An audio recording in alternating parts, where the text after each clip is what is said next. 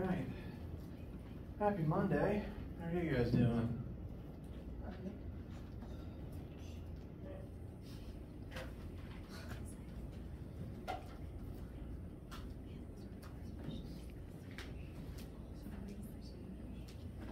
Something funny is going on with my laptop. Give me a second to figure that out. In the meantime, does anyone have any questions before we get started?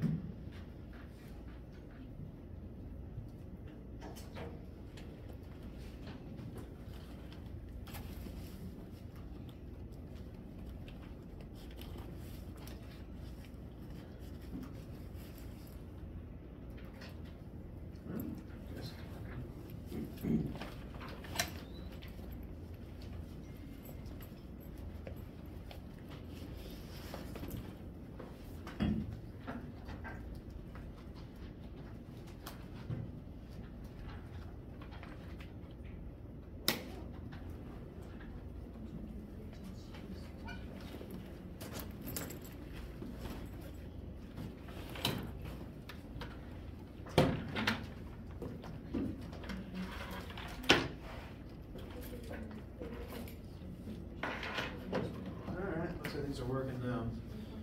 So, just double checking one more time. Any questions or things on your mind right now before we get started today? Yes. For like the quizzes on Cengage, like, are we supposed to do? Because it says not available for the score, but we're still supposed to do them, right? Yes. Sorry. Okay. It's okay. Someone else brought to my attention that some of them aren't displaying scores correctly. They're supposed to, and I need to. I'm gonna have a session this afternoon where I manually check all of their settings. So thank you for reminding me.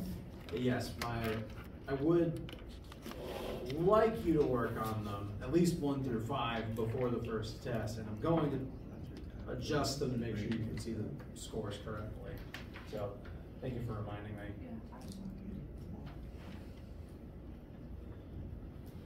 Anything else here at the start? All right.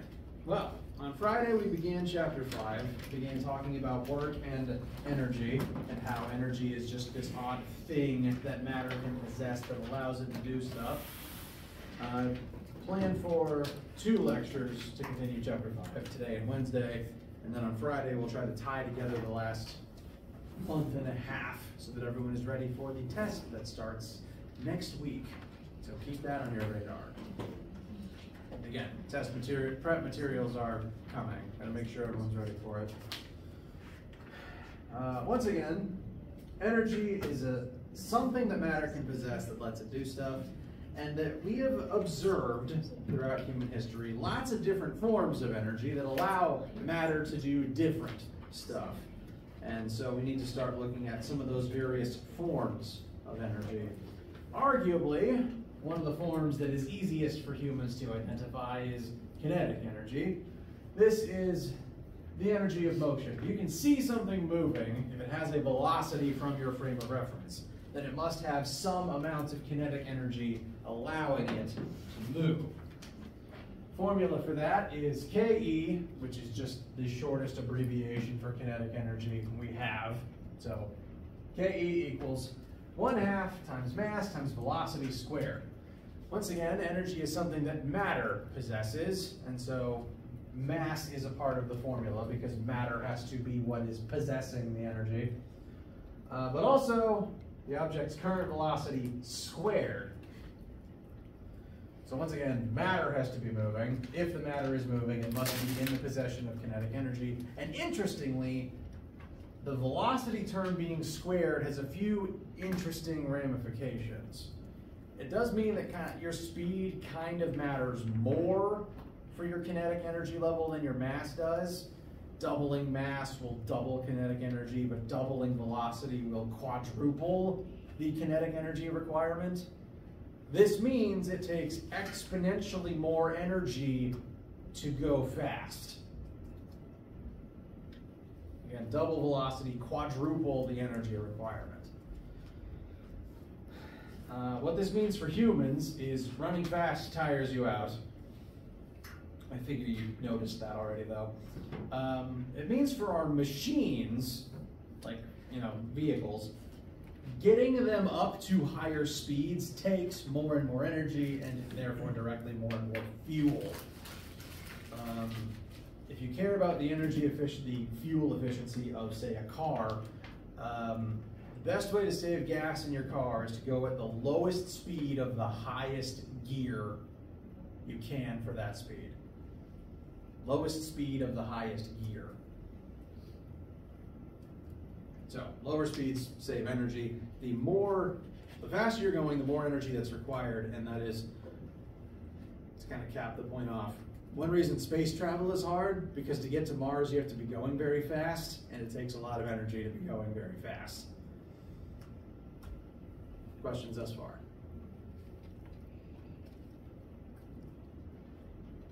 All right. Small details. Ke is a form of energy. That means it is measured in joules. It is not a vector. It's measured in joules like work is. Mass is not a vector, and while velocity is a vector, when you square it, you get rid of the vector direction. So the energy level doesn't actually care about what direction you're moving in, it just cares that you are moving. If you have kinetic energy, you gotta move, and the energy doesn't care what direction you're moving in. Very quick sample calculations. Here we have two things made of matter moving at two different speeds. Can you quickly tell me which of these two entities possesses more kinetic energy in this moment?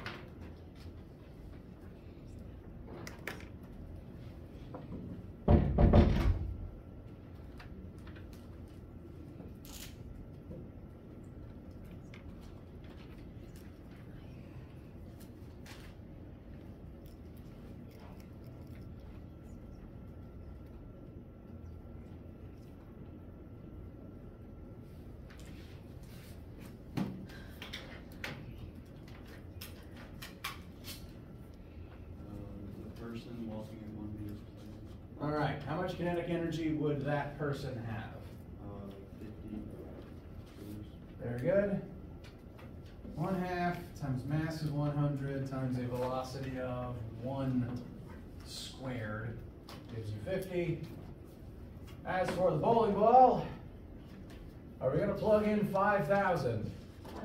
No. How many kilograms is that? 5. Very good. So 1/2 times 5 times 3 squared.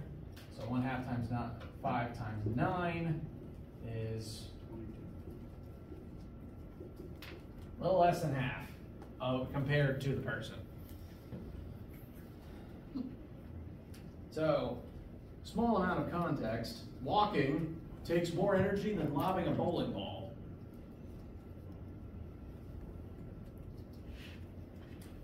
I assume 1 meter per second is about average walking speed.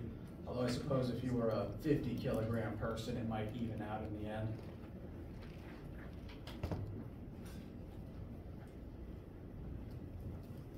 All right.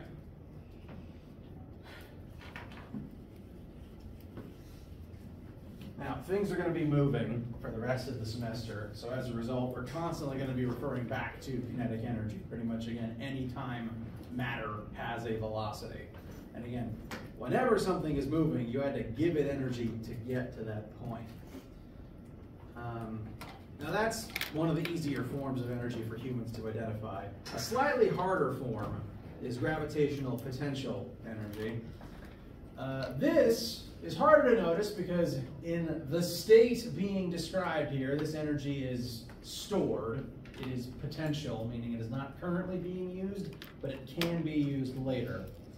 But rather than being stored in, say, chemical potential, like the ATP in your body or the electrical chemical potential in a battery, this is energy stored in something's ability to fall.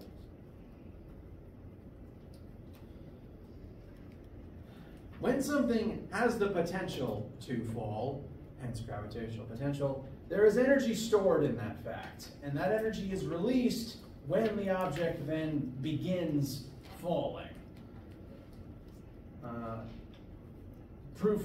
Proof in point, when I release this marker, it begins moving, and in that moment, gravity does work to release this potential and turn it into kinetic to allow the marker to actually gain velocity on its way down. So you only really notice this is here once it starts turning into something else, which is really true of most forms of potential energy. This is just specifically a form stored within the ability to fall. If you stick around for, no, let me say it a different way. This happens because of an object's location within Earth's gravitational field. So this funny sunny side up looking egg is Earth and its gravitational field. And your current GPE level depends on where you are in that field. The further away you are from Earth's center, the more GPE you have, because there is further distance you can fall within that field. And magnetic fields do a very similar thing, but instead of matter, it's about, you know, the magnetic pull on the object. But it turns out, if there's a field, you can have energy based on your position within it. We're going to focus on the gravity for right now. We'll cover magnets next semester if you stick around for that. Formula for GPE is mass times G, which is to say negative, well, it's normally negative 9.8. Quick caveat about this formula. Formula is mgh. Energy is a vector, meaning it doesn't, I already messed up. Happy Monday. Energy is not a vector, excuse me. Energy is not a vector. GPE does not have a direction. It's simply a number that tells you how much energy is stored in something. And for that reason, it doesn't care about the negative sign that we normally put on lowercase g there. So for your own benefit, it might be worth adding absolute value brackets onto that formula on your formula sheet.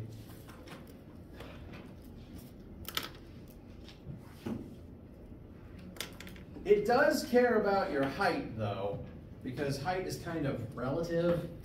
Like, something's height compared to any other point depends on what you set that point as.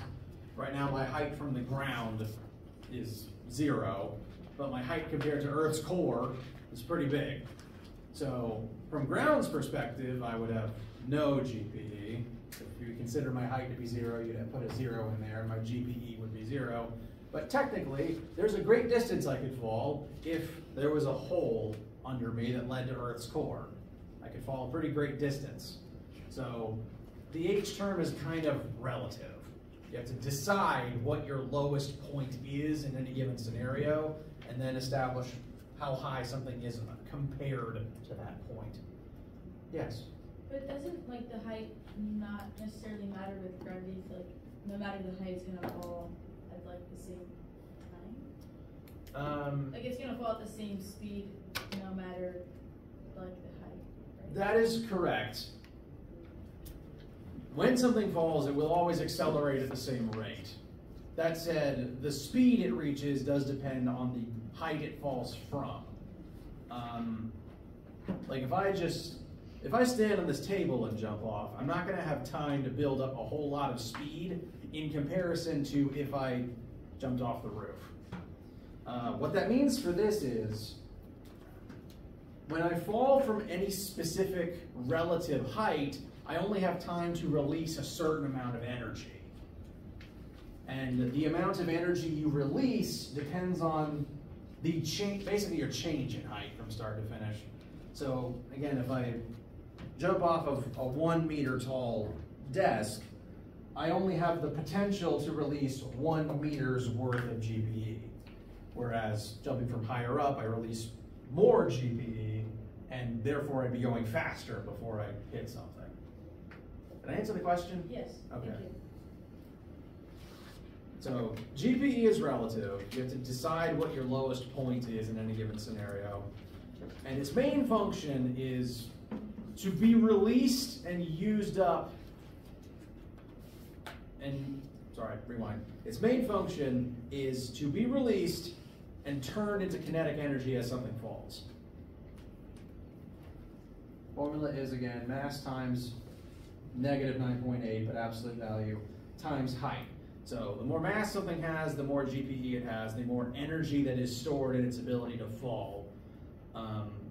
Which is to say, if you ever watched any Looney Tunes growing up, if I drop, you know, an eraser and an anvil from the same height, the anvil has more GPE because it has more mass, and therefore it's going to unleash more energy on the way down, make a bigger crater on impact. Likewise, the higher up you drop something from, furthermore, the more energy it's going to release on impact. Questions thus far?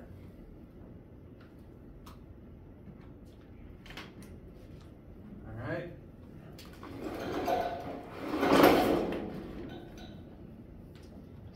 Quick sample calculations. We have two objects here, lifted to two different heights. Which one has more gravitational potential energy? Give you guys just a sec.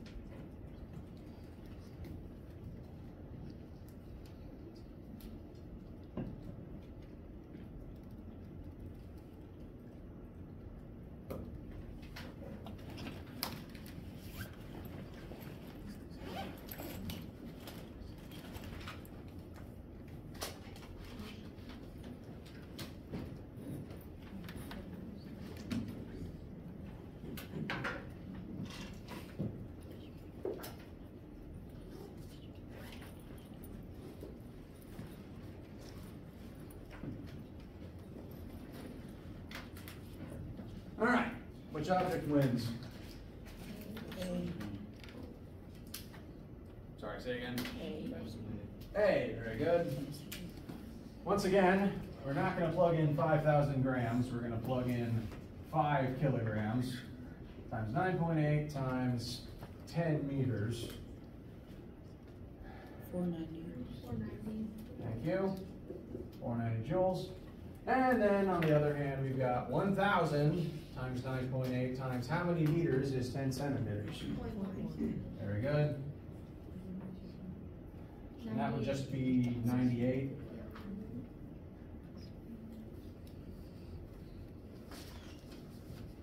Neither term is squared in this formula, unlike the kinetic energy formula. So mass is not more important than height to this formula, but they're equally important, and so you have to factor them both in pretty evenly.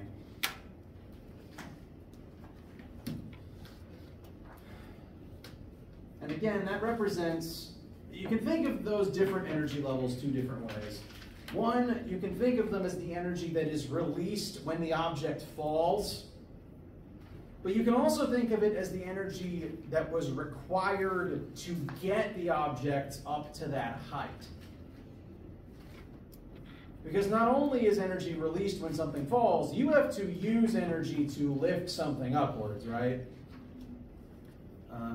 We mentioned last time the formula for work. Work equals force parallel times displacement. When you lift something, you are exerting a force and then moving it parallel to that force upwards. So it takes energy to lift things. And coincidentally, the work required to lift something is equal to the GPE that it gains as you do that.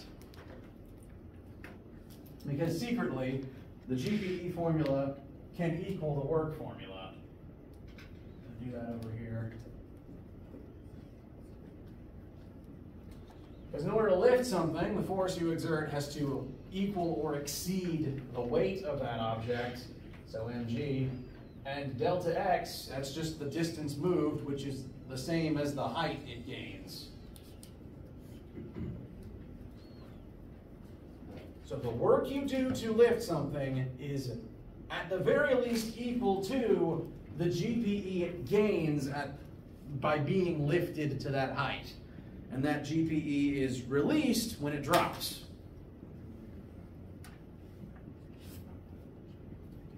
Questions thus far? All right. Now, we've got, those are two forms of energy, which is enough to look at the next concept. There is lots of different forms of energy, way more than just the two. And frankly, the kinetic and gravitational potential can be further subdivided. Well, at least kinetic can be subdivided up into lots of different subtypes as well. But main thing is, we've now got two different forms of mechanical energy written on your formula sheet. And now we need to acknowledge the fact that those forms of energy can be converted directly one into the other due to the law of conservation of energy. This is another one of those physics principles that does make it into common understanding of science. Energy cannot be created nor destroyed, one nor the other. It simply transfers between states and between different objects.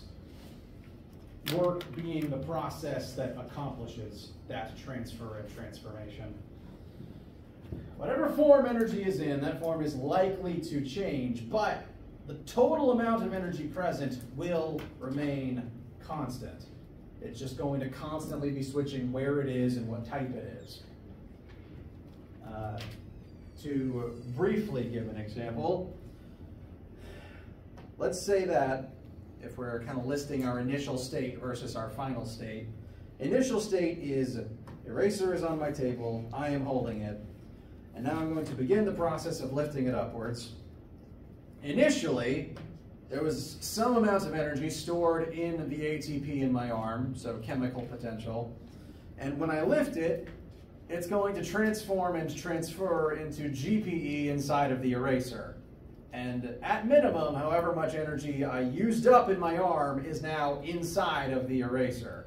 So the same initial amount and the same final amount, just switching form and switching objects. And then I can add another step by dropping it. And all that GPE is going to turn directly into KE as it falls. So from start to finish, the same amount of chemical potential turn into the same amount of GPE and eventually turn into the same amount of KE. And all throughout that, the total amount of energy, both in this arm eraser system, but also in the universe as a whole, remained constant. We only have a fixed amount of energy in existence, and we have to figure out better ways to collect and use it without contributing to the heat death of the universe if possible. Anyway, as it relates to the math of this course, I will point out sigma energy initial equals sigma energy final. However much total energy you have before a process starts will be equal to the total in the after the process has finished.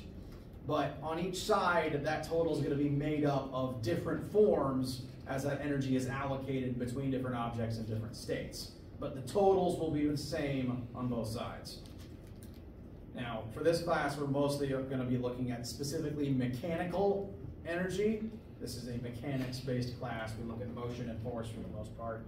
So we're mostly going to look at mechanical forms of energy on either side, but it is true of all forms of energy, including and especially the heat lost to friction. Questions so far? All right, let's apply this new information. We are going to launch a bowling ball straight upwards, which I do not recommend doing under normal circumstances. We have a 10 kilogram bowling ball, firing it straight upwards at 4.5 meters per second.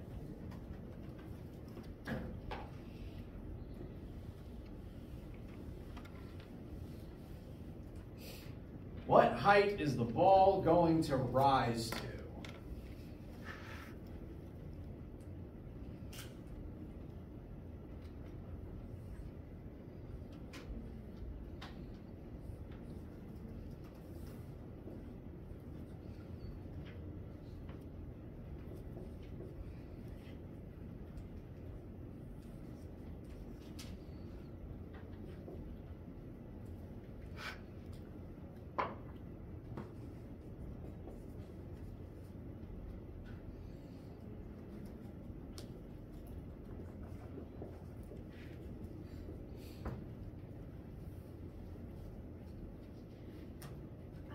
Did something like this in like chapter 3. We have, you're right. And because within this class there's often more than one way to get to the correct answer and describe it. But today we're going to look at a familiar situation through the lens of energy. So you could do this with chapter 3 material if you needed to. Absolutely. You're absolutely correct, and I'm glad you noticed that. But I want to show how to look at it using energy in addition to the old way. So, bowling ball firing upwards. We're considering our initial state to be right after the ball is launched. So at time of 0, the ball already has an initial velocity of 4.5 meters per second. Sorry. Oh yeah, I said that right. Meters per second. Upwards. What form of energy does the ball have there at the beginning?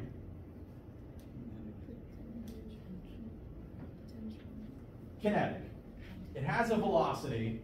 Therefore, it is in motion. Therefore, it should have some amount of kinetic energy. So, again, we've done problems like this through the lens of motion itself. But right now, I want to examine it using energy instead. So, as an alternative to using those first 4 formulas. Assuming that the ball begins at height of 0, and it's going to end at height of something. The ball's beginning at height of 0 with a velocity of 4.5 meters per second. That means initially it has some amount of kinetic energy. We know this because it's moving. It has mass and velocity. And what's going to happen to that kinetic energy as the ball rises?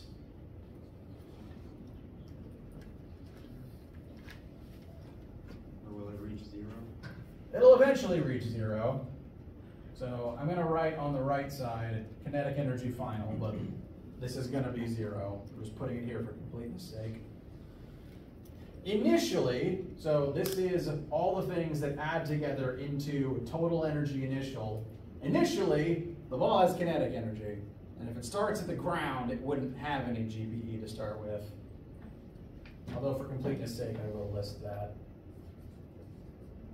My marker's dying on me.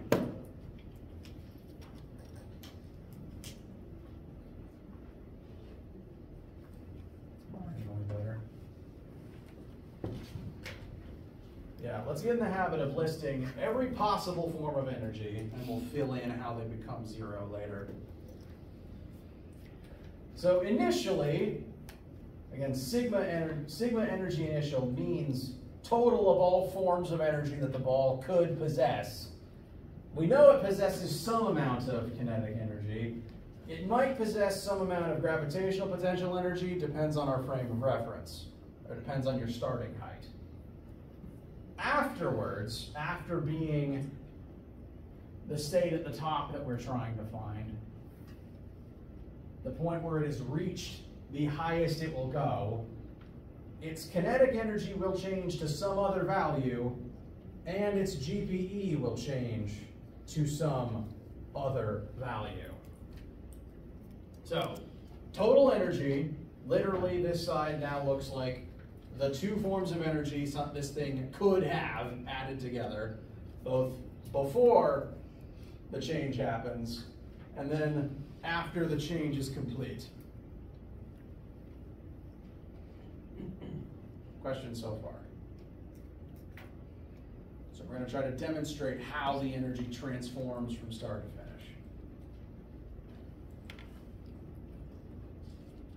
So, initially, we know this thing's going to have some kinetic energy. We've got 1/2 times the mass of the ball times its starting velocity. 101.25. Thank you. And as for the ball's initial GPE, that does kind of depend on what we decide its starting height is. Since we're looking for how high it rises from where it begins, I'm just going to say it starts at height 0, and we're going to solve for how much higher it rises to in comparison at that point. And if our starting height is 0, then it doesn't matter what the mass is, we don't have any GPE from the starting perspective.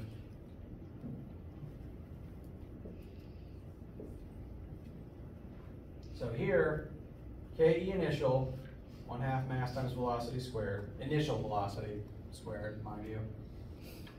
And GPE initial, mass times 9.8 times initial height. Again, we're deciding it's starting at 0. We're going to find how much higher it gets from there.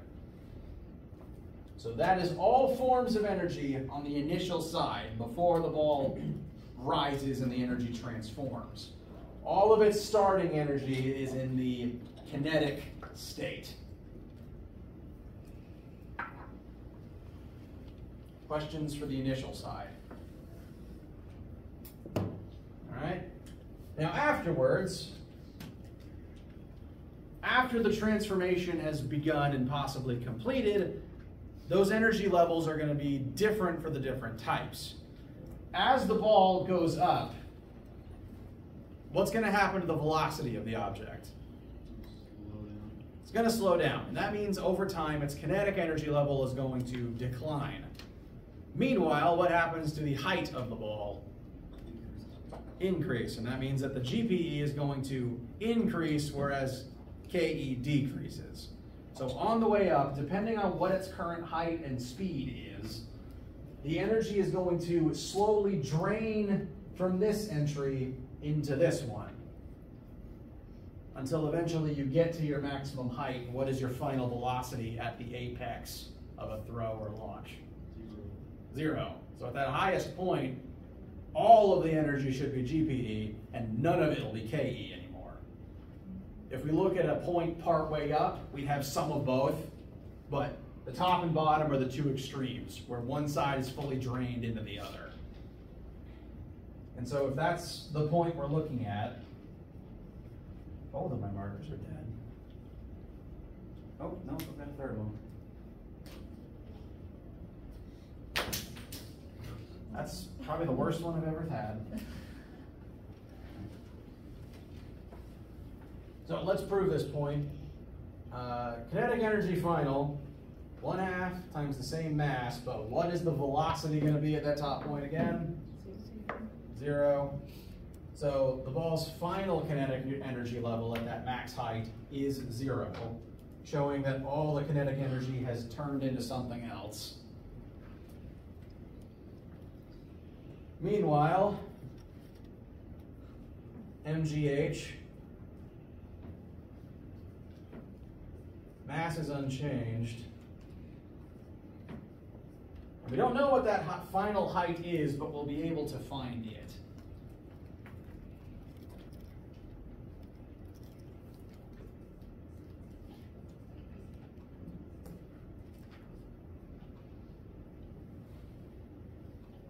And so, from initial to final, we can see that initially there was only KE that is going to transform into GPE. And how much GPE it gains on the way up will determine the height that it can rise to.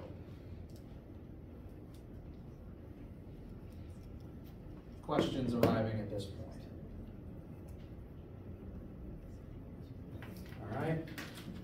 So that means 101.25 equals 10 times 9.8 times h.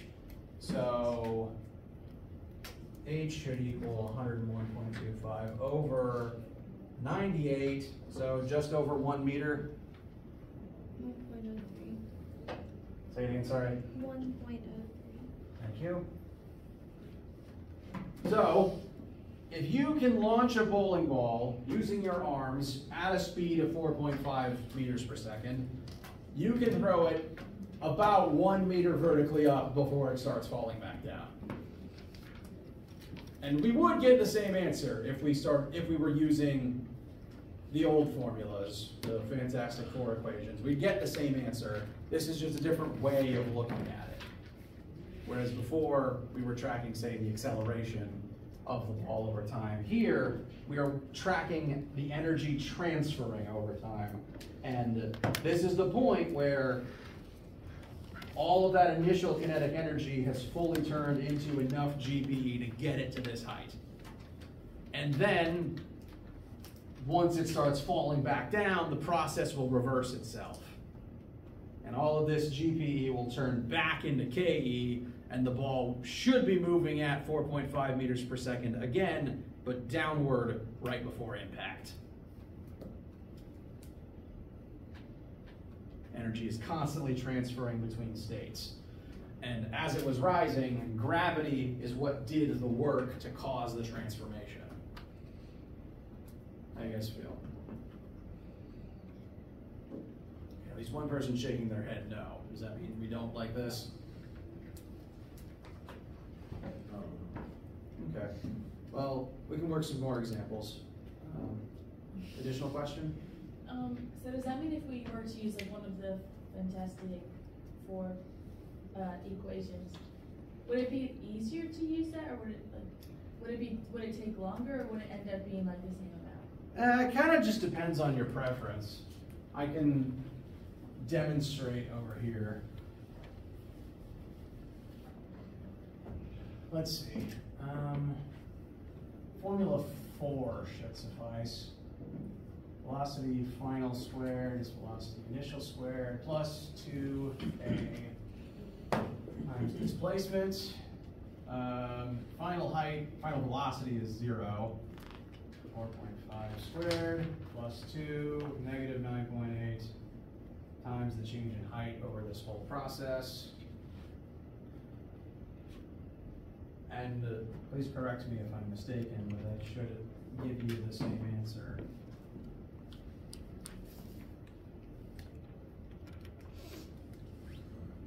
Now, for this case, you could use either method.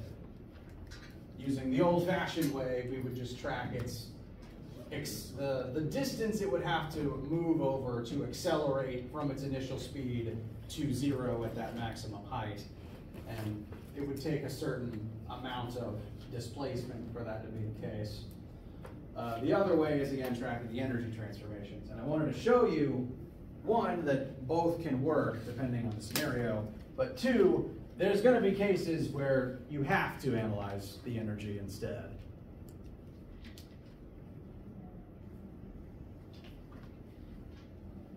Yes? I don't know if I'm getting the wrong number, but like when I do that problem, I get 0.65. Oh. Hold please. But I don't know if that's correct. Well, let me check. Just because something should work doesn't mean it will. 4.5 squared divided by 2 divided by 9.8. All right, I'm getting 1.03. So might be an order of operations thing with the calculator. All right. Let me show the steps real quick.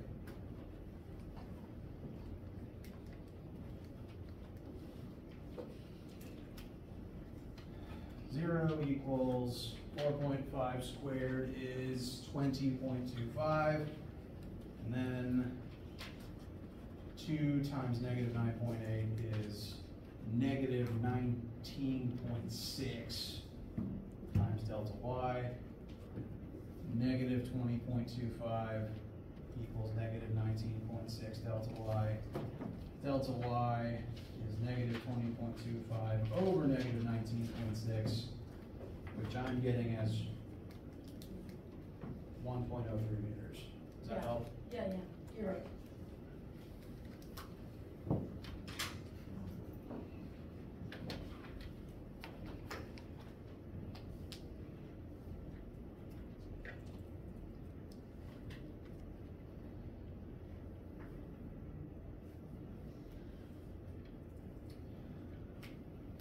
Any other questions right now? No, at least one person has objected to, stated that the method itself might be confusing. So I want to try to come up with another example real quick. Hopefully that'll make more sense.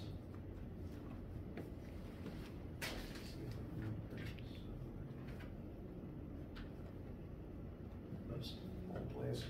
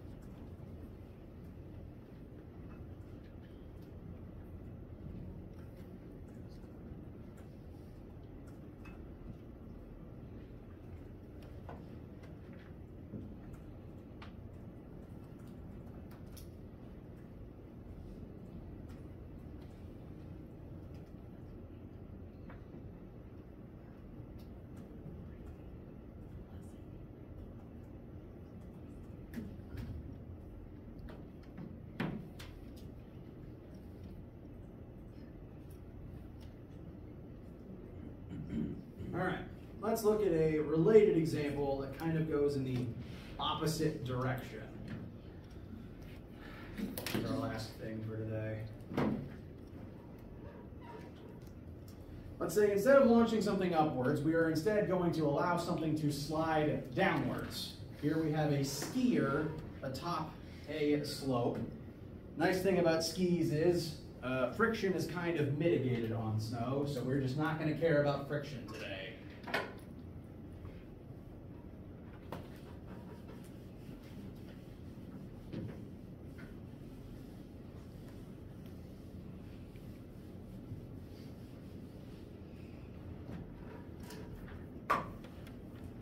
So here's our slope. It is 30 meters tall. Skier starts up here. And they're going to slide from the top down to the bottom a vertical distance of 30 meters.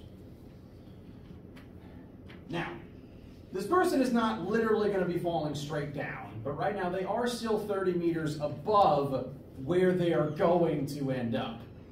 So in comparison to that bottommost point, how much GPE does the skier have up there? How much energy do they have the potential to release once they fall, or ski? Almost 25,000. All right. 24,990.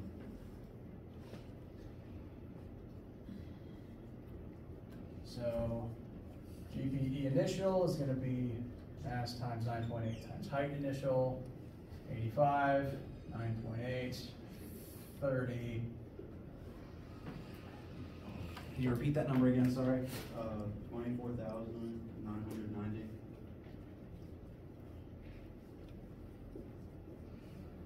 Now that's not an insignificant amount of energy. By the way, if this person walked up the hill and didn't use the ski lift, they would have to do at least this much work to get up there in the first place. By climbing the hill, they have turned this amount of their own chemical potential energy into GPE by doing the work to climb up the hill. Take the ski lift. So that is how much energy that this person has right up there at the top before they do anything else. That is the energy stored in their ability to fall off of this hill. What will their GPE total be after sliding to the bottom? 0. Because at that new final height, final, MGH final, their height will be 0, as we have set up our frame of reference.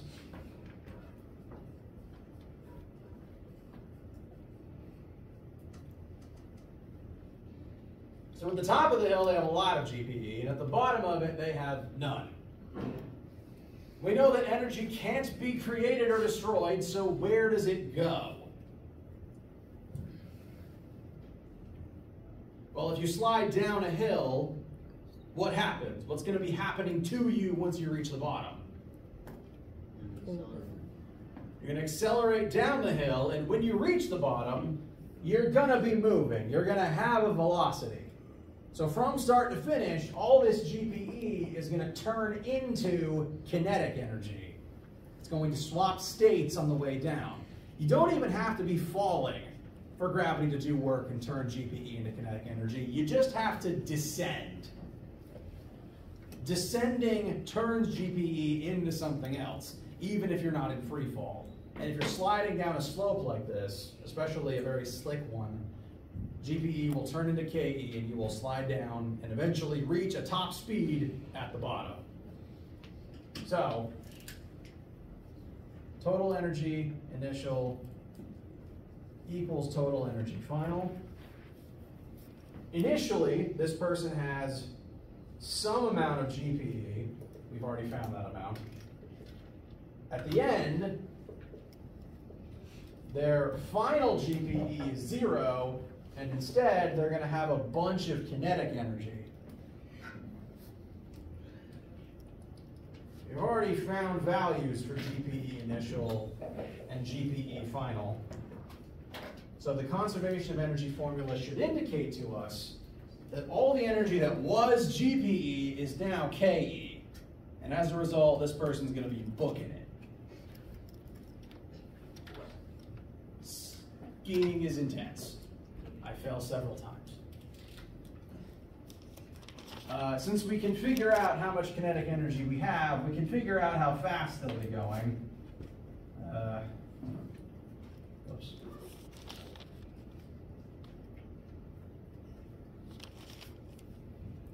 Again, this tells us that however much GPE they had will all become KE at that lowest possible point. So if we take that 24,990, set it equal to 1/2 mass of 85 times unknown final velocity squared, we can figure out what that final speed will be.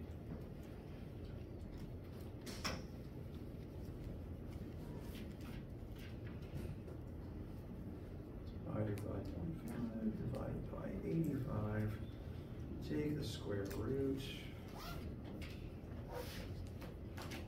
And please correct me if I'm wrong, I've got about 24¼ meters per second.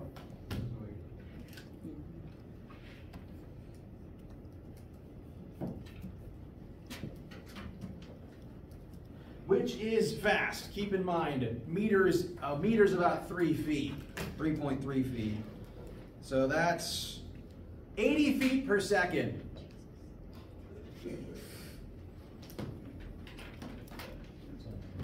Now, realistically, snow has some friction, so technically they'd be going a little bit slower, realistically speaking. But pretty fast. Skiing is dangerous. How does this one feel? Better, I hope? Good. Okay. We will continue working on this. So go ahead and talk about lab this week if you have it today or tomorrow. Lab is going to introduce a third type of energy, spring energy. Yay! So bring your notes. Let me know if you have any questions, and have a great day.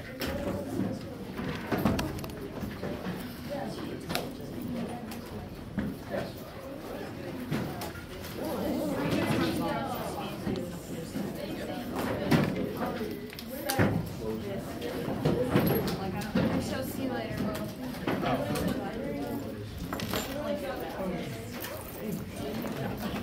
So you see there how it starts in sigma F? Yeah. Yes, so that was the total force acting on one of the two objects.